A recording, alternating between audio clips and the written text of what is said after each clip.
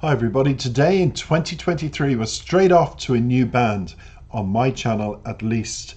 And I'm going back to their 2019 album, and track 2 taken from that album is called Heart and Feather. Whom are they? They are called Twin Tribes. They are a dark synth post-punk duo based in Brownsville at the moment, Texas.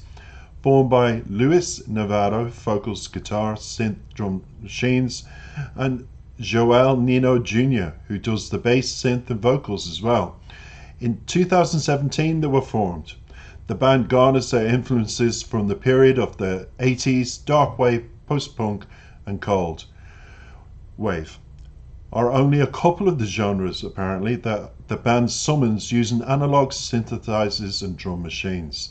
Dark melodic sounds is what you're going to hear, lyrics of the undead, the occult, and parallel universe verses are what conjure Twin Tribes' influences to write the lyrics they do. The lyrics in this particular video that you're about to see are short and sweet. It comes from the album Twin Tribes Ceremony, and I have to say it's going to be this year one of I have different artists and their albums as well, but one of the albums I'm going to feature a lot of their songs from, because to get to know a band, I always say you have to go back before you go forward. And at the moment, it's only in 2023, the end of 2022 as well, is this band becoming recognized. So far I call them an underground band that had a cult following, but more and more they're spreading. And I know I've jumped on the bandwagon of, wow, these are phenomenal. And if you read the comments of any of their videos, people have said what I've said. You just become enthused by them. I have heard 2 very old tracks, not off the album, and I still went, oh, I have to feature them. And there's a reason after you listen, I'll tell you why I have to feature them. But for now, let's just go straight into the music. Let's just enjoy what these 2 guys are offering. And I think you're going to really, really love it. Take it away, Twin Tribes.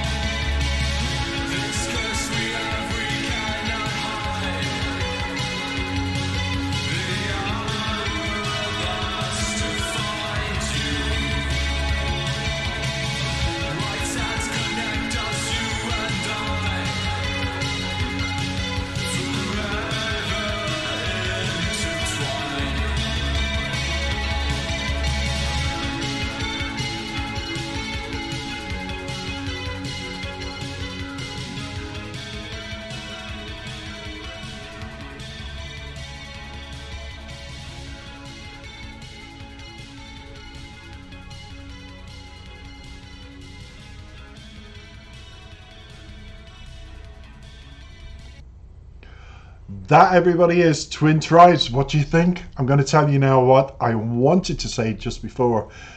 Don't they remind you of The Cure, who are still doing big business and going around and singing away? And I still am a huge fan of The Cure. And that's part of the reason why I brought Twin Tribes. Imagine Twin Tribes and The Cure performing together. Ear orgasmic or what? It would be amazing. Just a thought, guys. And when it comes to the influences of darkness and everything, I get it. There's been a lot of videos, particularly young girls in cars and the filming of them in the back of the car singing. That seems commonplace. And also the symbolic nature of sand used in quite a few videos. I'm going to connect, if you're a Twin Tribe fan, to more of a pop artist, female, called Tove Lo. And she's got a phenomenal single where she's walking behind a car in the desert. And I'm not going to say any more than that. It's going to be connected. Look for it on my channel. And don't forget to press those buttony things, Twin Tribe fans, and join me on the channel for 2023. It's forever growing and growing, and I'm so happy. But back to these two guys. I know you're Spanish and Spanish speaking, so felicidades los dos por incredible música. Absolutely stupendo. Really, really love it. So we get into the lyrics. That's what it's all about. And it's quite short and sweet. But even short and sweet needs to be explained. Verse 1 says, "Masked in blood, I count the tears that I missed. A breath, a kiss, a kiss. Darker days consume the stars in the night. The oblivion." So straight away, there's a dark cloud over the loss of somebody here. Now, loss comes in many, many forms, and dark clouds represents almost like a funeral aspect, which I get from these lyrics, even though they're short, that there's a sense of deep, deep mourning about the loss. And so we'll say Joel, who's singing, will say that he is mourning the loss of somebody he felt totally connected to. And it's obvious he gave his all to this person, because now it's like masked in blood. In other words, memories of the rows, memories of the hurt, memories of the ending of the relationship led to symbolism, not actions. Obviously, otherwise he'd be in jail, not making music. It would be that sense of finality, that sense of like the blood spilt, the draining of what two things makes us function. Everyone says the heart and fresh air, but I also said the blood that pumps through our veins. And it's very symbolic in those short words. The sense of that hot breath, that kiss. Now he's consumed with those darker days. And when you talk about the stars here, he's basically looking up to the sky at night. So there's many long hours from day into night. And there was a 24-hour cycle going on because he didn't sleep. It's obvious. All he felt was the oblivion. So you look at the desert and the white sands, and that's discussed, and we're coming up to that. But that sense of emptiness, barrenness, wandering through the desert, you know, like looking for the water, the oasis to drink again, but none to be seen, none to be found. You're just walking through the desert, and you're dressed in black, which is symbolic, and the white sand is the barrenness. So the black and white images even conflict with each other. And that's what happens when it's total oblivion. So we go into verse 2. "Take my hand, star-crossed love, from within." So he's asking that person to if you thought anything of me, even though we've broken up, I had a life, I was full of life with you. Somebody needs to take me by the hand. And he's hoping that the old memories of that love, those feelings, that sense of being alive, will get him through this emptiness, barrenness, loveless situation he's in. And then he preaches of sin is a sin. It's almost a biblical reference, isn't it, to a priest, where he's almost standing there preaching the Bible to you. And now, God is full of love, God is full of hope, God created the world. And that kind of, again, symbolism is here, even in those words, because they were preachers, but he's looking through that dark cloud, through dark eyes, and he's angry, and that's what he thinks. I was brought up with believing certain religious things, and it's full of, well, I won't use the expletive word because we're on YouTube, but it's a sin. What they taught us, it was all a lie. Because he said, broken words consumed us into flames. So that sense of when you meet somebody, you have your future, 2.4 kids, depending on your sexuality, and even on your sexuality, you can still have 2.4 kids. But you know what I mean, the old-fashioned way of thinking. And when you go into a relationship and it's full of lovey-dovey words from the heart and that kind of passion, it's almost like the blood mass we talked about in verse 1. It's now burst into flames. All those words are just, I've erased them from my mind because they meant nothing. Nothing. That's what he's saying. And he's back in the oblivion, that white sand, that desert feeling, getting lower and lower. So he's gone through the shock. He's gone through the anger in verse 2. And then he takes us into chorus. The curse we have, we cannot hide. The hourglass defines us. In the video, you'll see one of those glass desert sand. I call them clocks. People used to look at these hourglass, they call them. And it was full of sand. One was the top, and the minute you turn over, it would go into the bottom. And that was to define time. So you've got the white sands, the emptiness, the anger, all of this, and you've got the hourglass. How many times have you broken up with somebody, sat and just stared into oblivion? Your mind goes blank. You're not feeling anything because you're just numb from head to feet. In deep thought, that means nothing because it's lost thought. And when you're in lost thought, you're in between the real world and not the real world, and you're somewhere here and you're just floating like that. It's just like, and your environment doesn't exist. Again, that can be symbolic of the desert, that feeling. And when you turn the sand used to go into the other part. It was like a figure eight. We all know what it is, and it falls into the other side. And that's how he is now, spending hours and hours of deep thought, of lost deep thought. And it's slow and methodical, like the sand going into the empty part of the hourglass.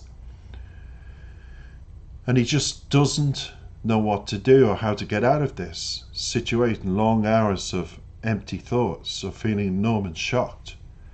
And he said, because white sands connect us, you and I. In other words, that time I'm spending thinking about what we had, what we did. 1 minute it was full, our lives were full, but now slowly but surely I'm feeling drained, like the sand going into the other part of the hourglass, and then it fills the bottom. He was once full, and now he just feels totally empty and drained. And he just doesn't know how to get out of that situation. He calls it, this curse we have, we cannot hide.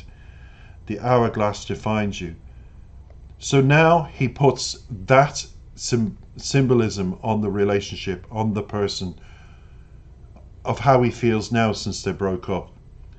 It's just hours spent thinking, what was it about? Why did we say the things we said? We said we loved each other, and then we ended up in a bloody mask, spilling the blood, spilling the anger through words and actions, not actions, through words. The ending was bitter and horrific. For me, I'm just sitting here, and because he finishes forever intertwined. So like the figure eight, one minute he feels because of the memories full, and the next minute drained because he hasn't got it anymore.